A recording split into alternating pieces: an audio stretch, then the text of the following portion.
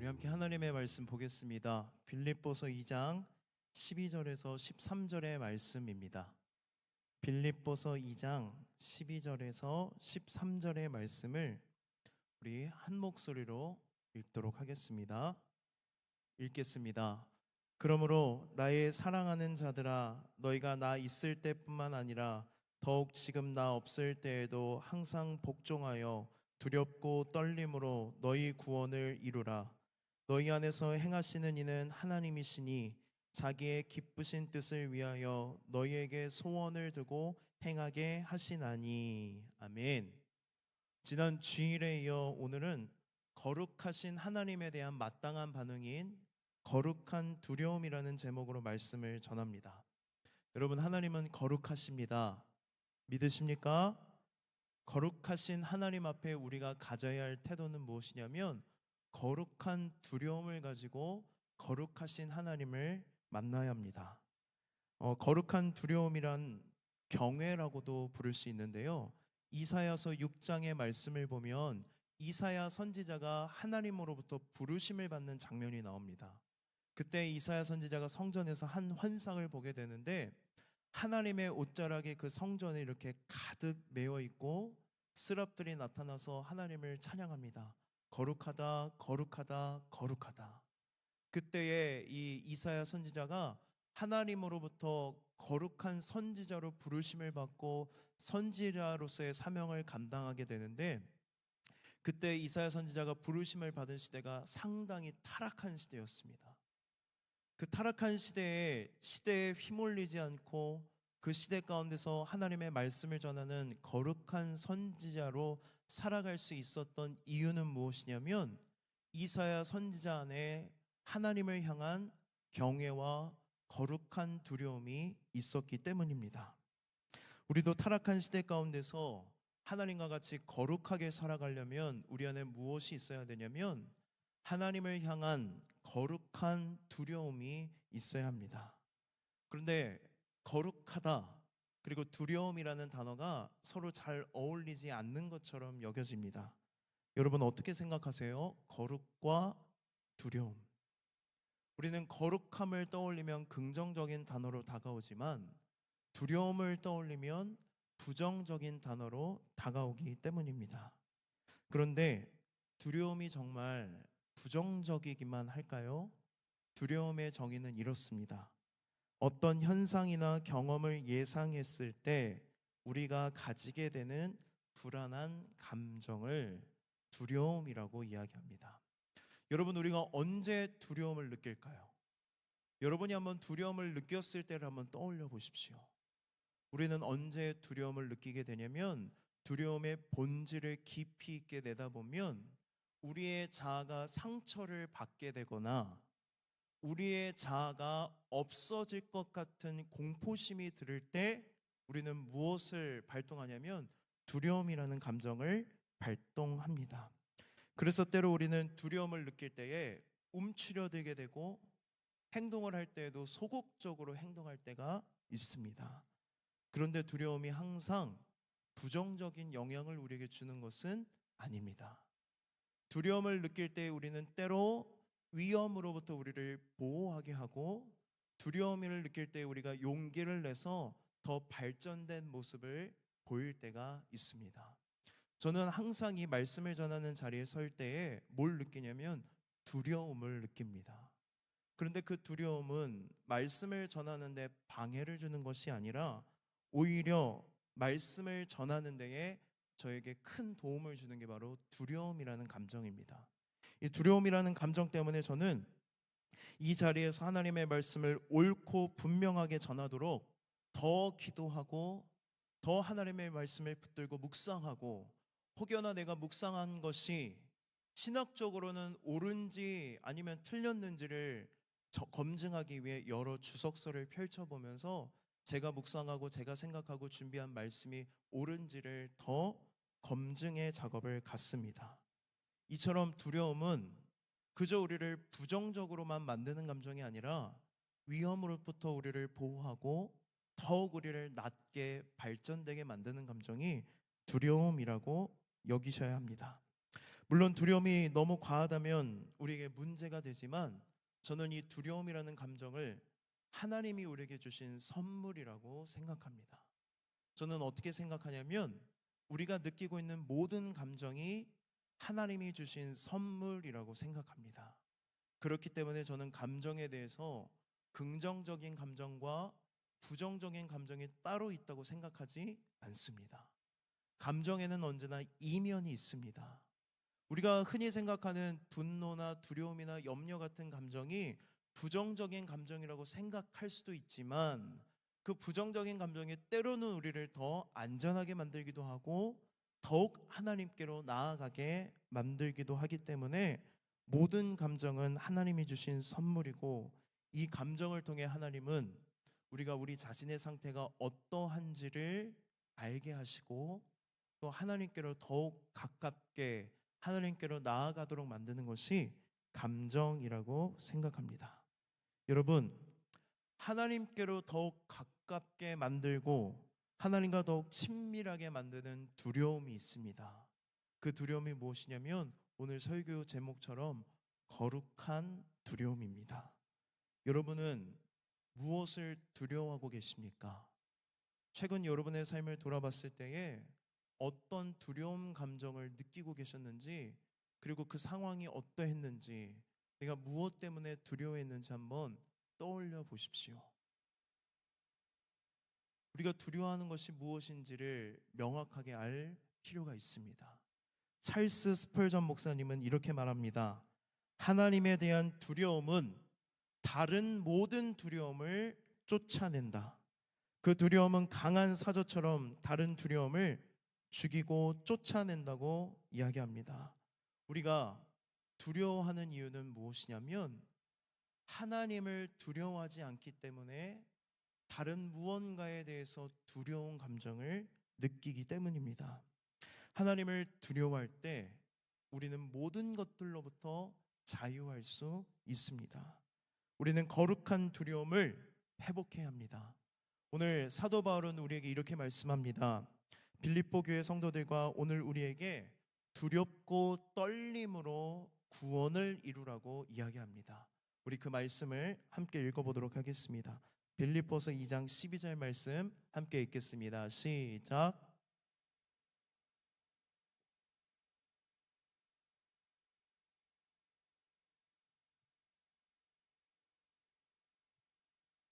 지난주에 말씀을 잘 들으신 분들은 아실 겁니다. 말씀 한번 또 띄워주실래요?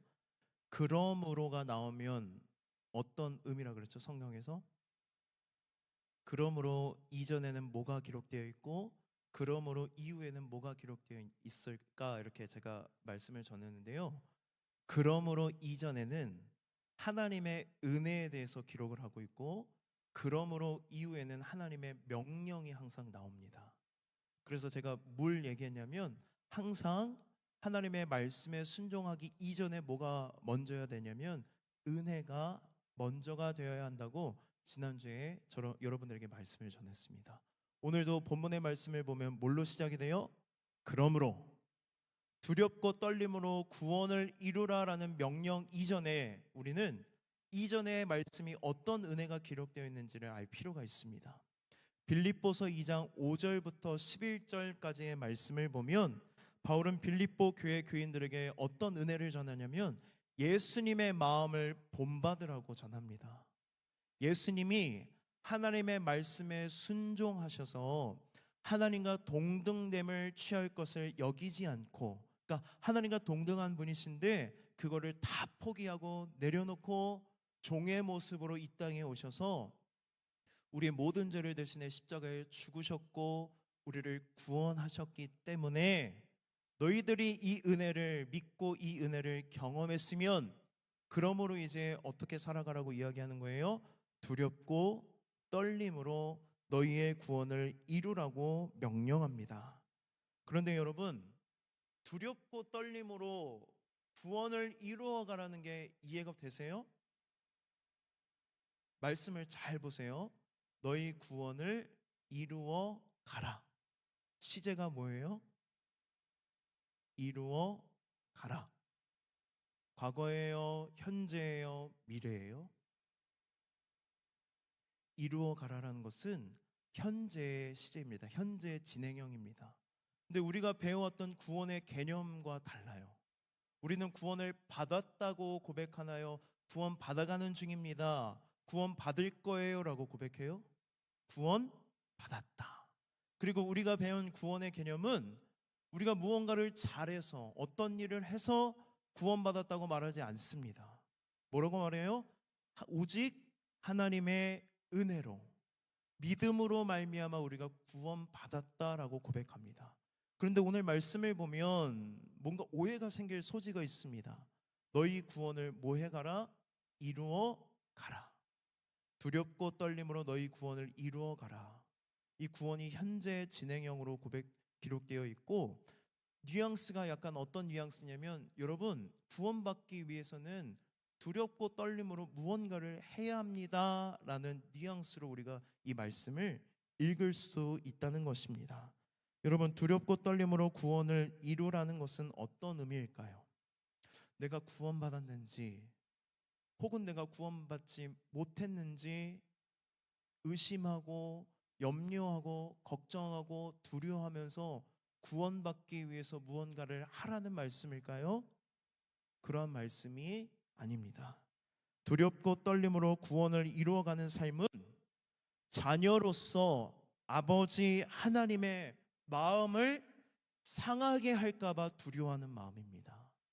두렵고 떨리는 마음으로 구원을 이루어가는 게 무슨 뜻이에요? 너희들이 이미 구원은 받았습니다. 그러나 그 은혜가 너무 크고 감격하고 감사해서 삶을 어떻게 바꿔가냐면 하나님 아버지의 마음을 상하게 하고 싶지 않은 마음을 가지고 두렵고 떨림으로 매일매일을 살아가라는 것입니다. 그러니까 하나님이 우리에게 벌을 주시고 나에게 뭔가를 행하실까 봐 두려워하는 마음이 아니라 내가 하나님께 무언가를 행할까 봐 두려워하는 마음을 가지라는 것입니다. 하나님의 임재 앞에 전율하는 떨림과 경외심을 갖고 구원을 이루어 가라는 것입니다. 그러니까 두렵고 떨림으로 너희 구원을 이루어 가라는 의미가 어떤 의미인지 이해가 되세요? 하나님이 너무 소중해서, 하나님을 너무 사랑해서 하나님과의 관계를 소중히 여겨서 그 하나님과 멀어질 것을 두려워하는 마음, 하나님과의 관계가 깨질 것 같은 두려움과 떨림을 가지고 매일매일 그 관계 앞에 서서 하나님을 바라보고 살아가는 것이 바로 두렵고 떨림으로 구원을 이루어가는 삶입니다. 여러분, 이 두렵고 떨리는 삶을 가장 잘 예화를 들어줄 수 있는 게 뭐가 있을까 고민해 봤는데요. 연애가 떠오르더라고요. 연애. 여러분 연애 해보셨어요? 연애 꼭 하세요, 여러분. 꼭 맞는 여러분의 저기 꼭 맞는 사람을 하나님께서 예비하셨고 그 분을 만나기를 축복합니다. 왜 아멘 안 하세요? 축복합니다. 그분 만나서 아름답게 연애하기를 바라는데요.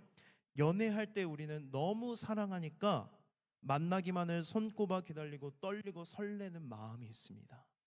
연애할 때 이 마음인데 그 마음이 어떻게 발전을 하냐면 사랑하는 대상과 더 가까워지고 싶고 혹은 그 사람과 멀어지기 싫어서 우리 서로의 관계 가운데 해가 되는 것을 피하는 것이 두렵고 떨리는 마음으로 구원을 이루는 삶입니다. 그러니까 사랑하는 사람이 싫어하는 행동이나 말을 하지 않고 또는 사랑하는 사람이 좋아하는 행동과 말을 하면서 살아가는 태도가 바로 두렵고 떨림으로 구원을 이루어가는 삶입니다. 무엇을 소중히 여기는 거예요?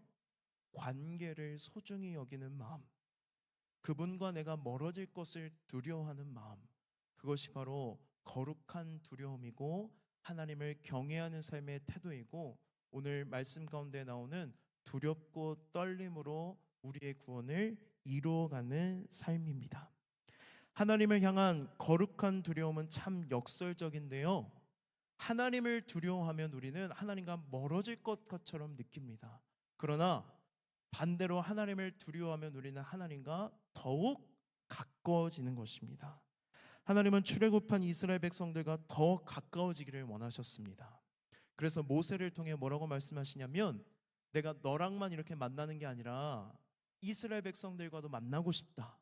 그런데 내가 너무 거룩하니 나를 만날 준비를 하라고 3일 전부터 모세를 통해 말씀하세요. 그래서 모세를 통해 이스라엘 백성들이 뭘 준비하냐면 막 빨래를 하기 시작해요.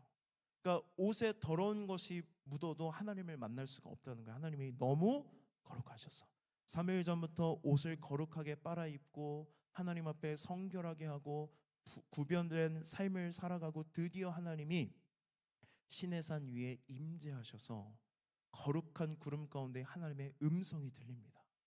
하나님께서 10계명의 말씀 한 계명 한 계명을 다 이스라엘 백성들 앞에서 선포하는데, 그때 이스라엘 백성들이 어떠한 반응을 나타내냐면, 백성들이 하나님의 음성을 듣고 멀리 서서 무서워하며 모세에게 간청합니다.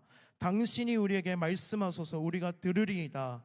하나님이 우리에게 말씀하시지 말게 하소서 우리가 죽을까 하나이다. 하나님은 이스라엘 백성들과 가깝기를 원하셔서 임재하셨는데, 오히려 그 거룩하신 하나님 앞에 이스라엘 백성들이 죽을까 봐 무서워서 하나님을 피하게 됩니다. 그때에 이스라엘 백성들의 음성을 듣고 모세가 이렇게 대답합니다. 우리 출애굽기 20장 20절의 말씀 함께 읽겠습니다. 시작.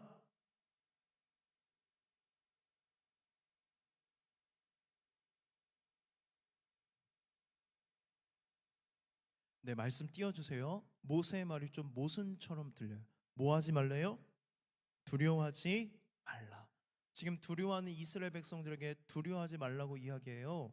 이건 뭘 얘기하냐면, 무서워하는 것과 두려워하는 것을 모세가 구분해 주는 것입니다. 여러분 잘 들으세요. 하나님을 무서워하는 것과 하나님을 두려워하는 것은 차이가 있습니다. 하나님을 무서워하는 사람들은 뭐 때문에 무서워하냐면 자신 안에 있는 죄 때문에 하나님을 무서워하는 것입니다. 무서워하기 때문에 누구를 피하게 돼요? 하나님을 피하게 됩니다. 아담과 하와가 선악과를 먹는 죄를 범하고 누구를 피해 숨습니까? 하나님을 피해 숨는데 그들이 느낀 감정은 두려움이 아니라 무서움이었습니다. 이스라엘 백성들도 동일하게 그들 안에 죄가 드러나기 시작하니까, 거룩하신 하나님의 임재 앞에 자신의 죄가 드러나기 시작하니까 죽을 것을 무서워하여 하나님을 피하기 시작합니다. 그런데 모세는 이렇게 말합니다. 너희로 경외하여 범죄하지 않게 하려 하심이니라. 아멘. 하나님을 두려워하는 사람은 하나님을 피해 숨는 것이 아니라 오히려 하나님께 더 가까이 나아가게 합니다.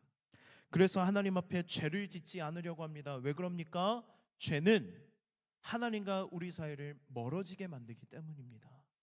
그 관계를 소중히 여기기 때문에 무서워하는 것이 아니라 하나님을 두려워하기 때문에 하나님 앞에 거룩한 두려움으로 살아가는 백성들은 죄를 짓지 않는 삶을 살아가려고 무던히도 노력하며 살아갑니다. 여러분에게 묻겠습니다. 여러분은 하나님을 무서워하십니까? 하나님을 두려워하십니까? 여러분은 하나님의 말씀을 순종할 때에 그 동기가 무서움 때문입니까? 두려움 때문입니까? 우리는 무서움과 두려움을 잘 분별해야 합니다. 거룩한 두려움은 하나님과 멀어지게 만들고 하나님을 저 멀리 있는 분으로 여기는 것이 아니라 오히려 하나님께로 더 가까이 하나님과 친밀해지게 만드는 것이 바로 거룩한 두려움이고 하나님을 향한 경외입니다. 그렇기 때문에 하나님을 두려워하는 것은 하나님과 더욱 가까워지게 만드는 유익이 우리에게 있습니다. 거룩한 두려움으로 살아갈 때 우리에게 주어지는 두 번째 유익은 무엇이냐면, 하나님 앞에서 우리가 진정한 나로, 진정한 자아로 살아가게 되는 것입니다. 모든 인간은 세 가지의 이미지를 갖고 있습니다. 보이는 이미지와 표출하는 이미지와 진정한 이미지, 실제 이미지입니다. 보이는 이미지는 무엇이냐면 남들이 나를 볼 때 보는 이미지가 보이는 이미지예요. 표출하는 이미지는 뭐냐면 내가 남들한테 보여주고 싶은 모습이 뭐예요? 표출하는 이미지입니다. 그러나 우리가 갖고 있는 실제 이미지는 뭐냐면 진정한 내 모습이 바로 실제 이미지입니다. 우리는 남들이 알아채지 못하도록 가면을 쓰고 실제 이미지를 숨기며 살아갈 수 있을까요? 없을까요? 충분히 그렇게 살아갈 수 있습니다. 내가 가면을 쓰고 가식적이게 사람들 앞에서 보여주고 싶은 이미지로 살아갈 수 있습니다. 그러나 하나님은 우리의 실제 이미지를 아실까요? 모르실까요? 하나님은 우리가 갖고 있는 실제 이미지를 다 아십니다. 성경은 이렇게 기록되어 있습니다. 마지막 날에 심판대 앞에 서서 심판을 받는 것은 사람들에게 보여지는 이미지나 아니면 사람들이 보이는 이미지가 아니라 실제 이미지가 그때 다 드러나게 되고 그 이미지가 바로 하나님 앞에 심판을 받을 것이라고 성경은 말씀합니다. 그런데 우리는 실제 이미지보다는 보여지는 이미지와 표출하는 이미지를 너무 신경 쓰며 살아갑니다. 그러다 보니 내가 보여주는 나의 모습, 내 가면이 내 실제 이미지와 혼동하며 살아가기도 하고 타인에게 보여지는 것을 너무 의식하다 보니 자유를 빼앗기고 억압된 채 많은 스트레스를 받아가며 살아가기도 하고 우리는 여러 가지 어려움 가운데 살아갈 때가 있습니다. 우리는 자신의 단점을 가려줄 이미지에 집착하며 살아가게 됩니다. 그 단점을 가리기 위해 외모와 지위와 직함과 인기와 인정과 평판에 집착합니다. 그러나 성경은 마지막 날 심판대 앞에 서서 심판을 받는 것은 보이는 이미지나 표출 이미지가 아니라 실제 이미지라고 말씀합니다. 우리가 마지막 때에 내 본 모습이 드러나게 되고 그것으로 심판을 받는다는 것을 믿으면 우리는 거룩한 두려움으로 살아갈 수 있습니다. 거룩한 두려움을 가진 사람은 남들에게 보여지는 이미지를 위해서 살아가지 않고 실제 이미지, 하나님이 아시는 나의 삶, 내 본질, 내 자아를 가꾸며 살아가게 만듭니다. 그런데 이것을 거꾸로 생각하면 우리가 너무 보여지는 이미지와 보이는 이미지에 집착한다는 것은 우리 안에 뭐가 없다는 증거입니까? 거룩한 두려움이 없다는 증거입니다. 마지막 날 심판 때에 내 실제 이미지가 심판받고 또 실제 이미지가 드러난다는 것을 믿으면 우리는 이렇게 살아갈 수가 없습니다. 거룩한 두려움으로 살아가야 하는 것입니다. 우리는 꼭 기억해야 될 것이 무엇이냐면 우리가 두려워하는 존재를 섬기게 됩니다. 두려워하는 존재를 뭐 하게 된다고요? 섬기게 됩니다. 사람을 두려워하면 그 사람이 원하는 대로 순종하게 됩니다. 특히나 그 사람의 우정과 사랑과 인정을 구하는 입장이라면 더더욱 그 사람을 섬기게 되고 그 사람의 말대로 순종하게 되고 그 사람에게 잘 보이기 위해 우리의 보여지는 이미지를 꾸미며 살아가게 되는 것입니다. 그러나 하나님을 두려워하면 우리는 하나님을 섬기게 됩니다. 제가 이 말씀을 묵상하면서 한 가지 떠올렸습니다. 내가 무엇을 두려워할까? 제가 처음 청년 담당 목사가 되었을 때 두려움이 되게 많았습니다.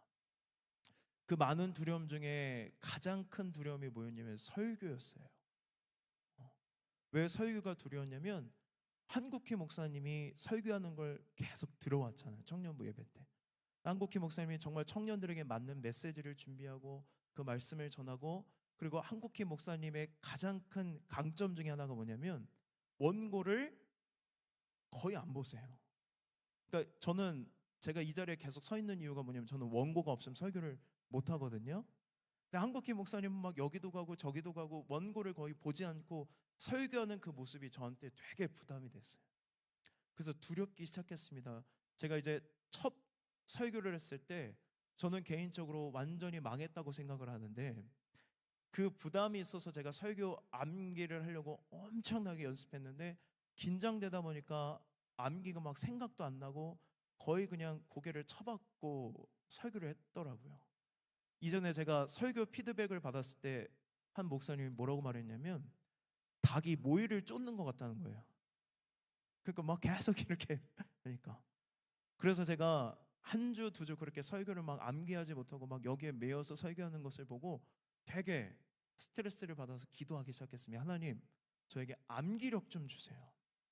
저도 설교 원고를 잘 암기해서 그 설교를 이렇게 능숙하게 하고 싶습니다라고 기도를 하는데 하나님이 제 마음에 찾아와서 이렇게 묻는 것 같았어요. 하종아, 네가 설교를 원고를 암기하고자 하는 이유가 뭐냐? 목적이 뭐냐? 그 음성을 듣고 그 마음을 받았을 때에 상당히 찔렸습니다.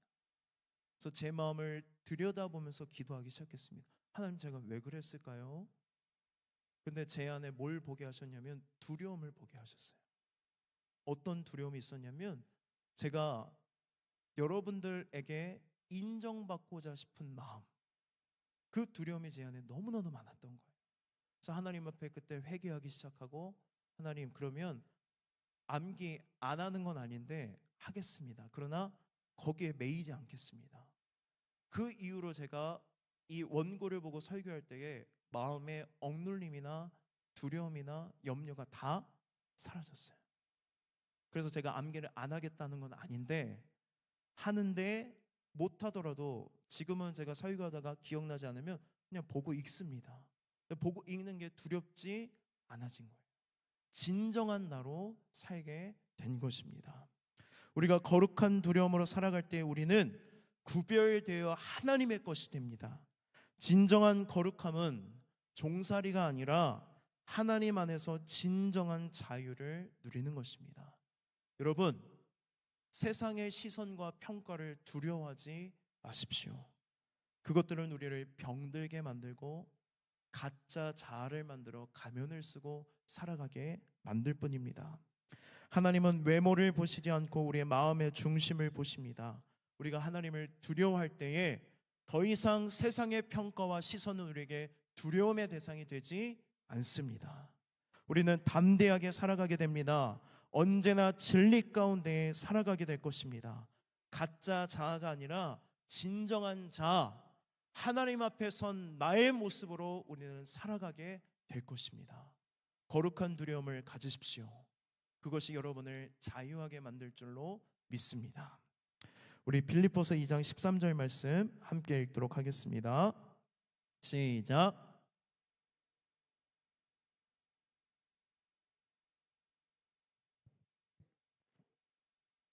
아멘. 우리가 거룩한 두려움으로 살아갈 때에 주어지는 세 번째 유익은 무엇이냐면 우리의 삶이 하나님께 기쁨이 되는 삶이 된다는 것입니다. 바울은 우리가 거룩한 두려움으로 살아갈 때에 우리가 하나님의 기쁘신 뜻을 위하여 하나님이 우리 안에 소원을 두고 그 소원대로 행할 능력과 힘을 주시겠다고 약속의 말씀을 기록하고 있습니다. 여기서 행하다의 헬라어 원어는 뭐냐면 에네르게인입니다. 에네르게인. 어디서 들어본 단어가 있지 않으세요? 에네르기 파. 세대 차이인가요? 드래곤볼 모르세요? 에네르기 파. 이 에네르게인이라는 단어가 이 단어에서 뭐가 유래됐냐면 영단어 중에 에너지라는 단어가 에네르게인이라는 단어에서 유래됐습니다. 에너지가 무엇입니까? 무언가를 움직이게 하는 힘이 바로 에너지입니다. 우리가 거룩한 두려움으로 살아갈 때 하나님께서 우리의 삶에 움직일 수 있는 능력과 힘을 불어넣어 주신다고 성경은 말씀합니다. 하나님이 우리에게 힘이 되시고 이유가 되시고 목적이 되셔서 그 힘과 이유와 목적을 어디에 사용하게 되냐면 우리를 향하신 하나님의 기쁘신 뜻, 우리를 이 세상에 보내신 하나님의 이유와 목적, 하나님이 우리에게 주신 소원을 이루어가도록 우리에게 힘이 되어주시고 능력이 되어주시고 하나님의 소원대로 거룩한 삶을 살아가게 된다는 것입니다. 여러분, 하나님의 일을 하다 보면 공급해 주시는 하나님의 능력과 힘을 경험할 때가 있단 말이에요. 우리가 여름마다 뭐 합니까? 하기 전도 봉사를 갑니다. 복음이 전해져야 되는 지역과 해외로 나아가 그들에게 복음을 전하는데, 그 하봉을 준비했을 때를 한번 떠올려 보십시오. 하봉을 준비하기 위해서 우리 청년들이 대단히 힘을 쏟고 시간을 투자하고 자기 물질을 드립니다. 심지어 우리는 봉사하러 가는데 우리가 뭘 내고 봉사를 해요? 참가비를 내고 봉사를 해요.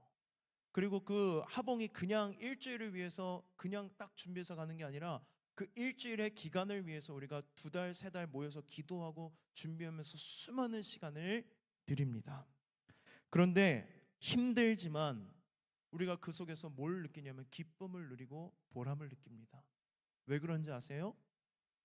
여러분 안에 계시는 하나님이 기뻐하시는 것을 우리가 동일하게 느끼고 경험하는 것입니다. 하나님의 기쁨이 우리에게 임하기 때문에 힘들고 어렵지만 우리의 물질과 시간을 들여서 봉사하지만 우리는 하나님의 기쁨을 동일하게 느끼는 것입니다.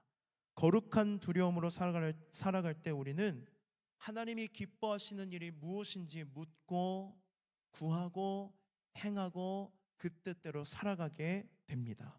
그때 우리가 하나님의 능력을 경험하고 하나님의 능력 주심 안에서 하나님과 더욱 친밀한 관계를 누리게 되는 것입니다. 여러분, 우리가 신앙생활을 하면서 놓치는 것이 있습니다. 우리를 향하신 하나님의 사랑은 변할까요? 변하지 않을까요? 변하지 않습니다. 우리가 오늘 찬양으로 고백하였던 것처럼 우리가 뭔 짓을 해도 하나님은 우리를 향한 사랑을 변하지 않고 언제나 동일하게 한결같이 사랑하십니다. 그런데 우리가 기억해야 될 게 무엇이냐면 하나님이 우리를 얼마나 기뻐하실지에 대한 책임은 우리에게 있다는 것입니다. 하나님의 사랑은 변치 않지만 하나님이 우리를 기뻐하실지에 대한 책임은 우리에게 있다는 것입니다. 우리는 하나님이 무엇을 기뻐하실지, 무엇에 관심이 있으신지, 내가 무슨 일을 하기를 원하시는지 묻고 구하고 행해야 합니다. 이것이 바로 거룩한 두려움으로 살아가는 우리들의 삶 가운데 주어지는 유익입니다. 3가지를 이야기했습니다. 거룩한 두려움을 가지고 하나님 앞에 나아갈 때에 우리는 친밀한 하나님을 경험하고, 2번째, 진정한 자아로 살아가게 되고, 그리고 3번째, 하나님의 기쁨이 되는 삶을 살아가게 됩니다. 그리고 또한 하나님을 경외할 때에, 거룩한 두려움으로 살아갈 때에 놀라운 비밀이 있습니다. 우리 마지막으로 시편 25편 14절 말씀을 함께 읽겠습니다. 시작.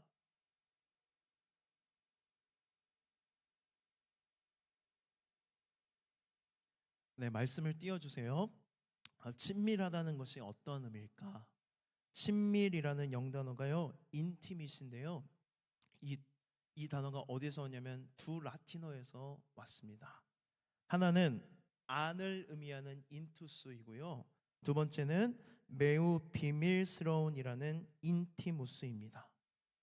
안, 매우 비밀스러운, 이 2개를 합치니까 친밀함은 뭐라고 정의할 수 있냐면 매우 깊이 친밀해서 서로의 비밀을 나눌 수 있는 상태가 뭐예요? 친밀하다라고 말할 수 있습니다. 서로가 서로에게 가장 깊은 곳에 비밀을 나눌 수 있는 사이가 친밀하다는 것입니다. 그런데 여러분, 중요한 게 있습니다. 친밀의 관계는요, 일방향이 아니라 양방향이에요. 이것은 무엇을 의미하냐면, 야, 내가 내 비밀 말해줬으니까 너도 너 비밀 말해줘야 돼 라는 게 아니라는 거예요. 친밀은 뭐라고요? 일방향이 아니라 양방향. 그래서 서로가 서로의 관계가 쌓이고 쌓여서 서로가 서로 동의하에 서로의 있는 비밀을 깊이 있게 나눌 수 있는 상태가 바로 친밀한 상태입니다. 그런데 우리는 때로 그 친밀함을 오해해서 내가 내 비밀을 말해줬으니 너도 네 비밀을 말해줘라라고 생각하고 서운해할 때도 있고, 또는 이럴 때가 있어요. 여러분 그런 경험 있으세요? 갑자기 자기의 깊은 비밀을 나누는데 그게 부담스러워요. 당혹스러워요. 그래서 무슨 생각이 들어요? 얘가 나랑 이렇게까지 친했나? 왜 나한테 이런 비밀을 이야기하지? 그거는 친밀한 게 아닙니다. 그래서 우리가 관계를 맺을 때 관계의 지혜가 필요해요. 그 관계의 지혜를 우리가 어디에서 배울 수 있냐면 하나님과 나와의 관계에서 그 관계의 지혜를 배울 수 있습니다. 하나님은요, 아무에게나 하나님의 비밀을 말씀하시지 않습니다. 말씀을 잘 보세요. 여호와의 친밀하심이 어떤 자들에게 있대요? 그를 경외하는 자들에게 있음이여라고 말씀하고 있습니다. 하나님은요, 하나님을 경외하는 자들이 하나님과 친밀하기 때문에 그 친밀한 자들에게 뭘 가르쳐 주시냐면 하나님의 비밀을 가르쳐 주신다고 말씀합니다. 그리고 뒤에 말씀을 보면 그의 언약을 그들에게 보이시리로다라고 이렇게 말씀되어 있는데요. 이 언약의 히브리어 언어가 소드인데 무슨 뜻이냐면 의논 혹은 계획이라는 뜻입니다. 이 말씀을 적용하면 이런 의미예요. 우리가 하나님을 경외할 때, 거룩한 두려움으로 하나님 앞에 나아갈 때 하나님은 친밀하다는 것을 느낀다는 거예요. 그리고 그 친밀한 대상에게 하나님이 뭘 가르쳐 주시냐면 하나님의 비밀을 가르쳐 주시고 하나님의 계획을 알려주신다고 이 말씀을 우리에게 기록하고 있습니다. 이사야서 41장 8절과 야고보서 2장 23절의 말씀을 보면 아브라함을 뭐라고 기록하고 있냐면 하나님의 벗, 하나님의 친구라고 기록해요. 하나님은 아무나 친구라고 이야기하지 않습니다. 하나님을 모하는 사람, 경외하는 사람, 두렵고 떨리는 마음으로 거룩한 두려움으로 하나님께 나아가는 사람을 뭐라고 부르시냐면 친구라고 부르세요. 그리고 그 친구한테 비밀을 가르쳐 주시는데 하나님께서 아브라함의 나이 75세일 때에 아들을 주시겠다고 약속하십니다. 근데 그 약속이 즉시 이루어지지 않고 25년이 지나서 100살이 되었을 때에 그 가정에게 아들 이삭을 허락하세요. 여러분 한번 아브라함이라고 한번 가정해 보세요. 100세의 나이에 얻은 아들입니다. 얼마나 귀중하겠습니까? 그래서 아브라함도 그 이삭을 너무 사랑하고 아꼈습니다. 부자 관계가 너무 돈독했을 것 같아요. 그런데 어느 날 하나님이 갑자기 나타나셔서 그 아들 이삭을 뭘로 바치라고 이야기하세요? 번제물로 바치래요. 번제물로 바치라는 건 무슨 의미냐면 그 아들 이삭의 생명을 네가 죽이고 그 아들 이삭을 번제단 위에 올려서 다 태워서 하나님께 올리라는 거예요. 우리는 이 이야기의 결말을 알아서 이 이야기의 결말이 뭐예요? 하나님이 시험하셨다는 것을 알기 때문에 그냥 넘어가지만 여러분이 만약 아브라함이라면 그 이야기를 들었을 때 어땠을 것 같으세요? 말도 안 되는 요구잖아요. 그런데 아브라함이 그 말도 안 되는 요구에 어떻게 합니까? 순종합니다. 아들 이삭을 데리고 갑니다. 종들을 내보내고 더 올라가서 번제단을 쌓고 그 아들 이삭을 그 번제단 위에 눕혀요. 그리고 칼을 들어서 그 아들을 죽이려고 하는 그때에 하나님의 천사가 나타나서 이렇게 이야기합니다. 우리 창세기 22장 12절 말씀 함께 읽겠습니다. 시작.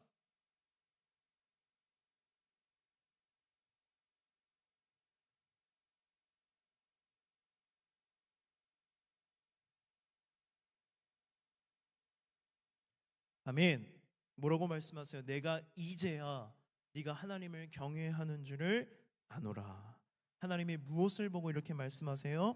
아브라함이 이해가 되지 않고 자신에게 아무런 이득이 없는 상황 가운데서 하나님의 말씀에 순종할 때에 그때 비로소 하나님이 뭘 알았다고 말씀하시냐면 네가 나를 경외하는 줄을 알겠다고 말씀하십니다. 이때 하나님께서 갑자기 뭐가 튀어나와요? 거기에서 새끼 양이 튀어나와요. 번제물로 드릴 양을 준비하셨어요. 그때의 성경에서 처음으로 기록되는 게 뭐예요? 여호와 이레, 이제까지 보여지지 않는 하나님의 모습이 그때 기록되는 거예요. 이전 말씀을 기억하세요. 여호와의 친밀하심이 경외하는 자들에게 있으며, 그리고 하나님의 계획과 놀라운 비밀들을 보여주신다고 말씀하셨는데, 여러분, 거룩한 두려움으로 살아갈 때, 하나님을 경외할 때 우리에게 주어지는 비밀들이 있습니다. 남들은 경험해 보지 못한 하나님의 새로운 모습, 하나님의 성품, 하나님의 속성, 하나님의 비밀을 우리가 하나님을 경외할 때 느끼고 경험할 수 있다는 것입니다. 여러분, 하나님이 저 멀리 계시는 분으로 여겨지세요? 하나님에 대해서 말씀을 듣고 성경을 읽을 때 하나님은 그런 분이시지 정도로 이해가 되세요? 그렇다면 여러분, 하나님을 경외하십시오. 두렵고 떨리는 마음으로 매일매일 하나님을 바라보십시오. 거룩한 두려움으로 매일매일 살아갈 때에 하나님께서 나를 경외하는 자들을 친구라고 말씀하시고 친밀하게 그 인생에 나타나셔서 하나님의 못 보던 모습, 내가 멀리서 들었던 모습이 아니라 내 삶에 느껴지고 내 피부로 경험되어지는 하나님의 놀라운 모습들이 언제 경험되어지냐면 하나님을 경외할 때, 거룩한 두려움으로 살아갈 때 우리는 하나님의 비밀을 맛보아할 수 있습니다. 이제는 더 이상 우리 부모님의 하나님이 아니라, 내 친구들의 하나님이 아니라 나의 하나님으로 만날 수 있는 경험이 언제 주어지냐면 하나님을 경외할 때, 거룩한 두려움으로 살아갈 때 이루어진다는 것을 반드시 믿고 경험되기를 주님의 이름으로 축복합니다. 여러분, 하나님이 어떤 분이신지 알기를 원하십니까? 하나님의 비밀을 여러분 알기를 원하십니까?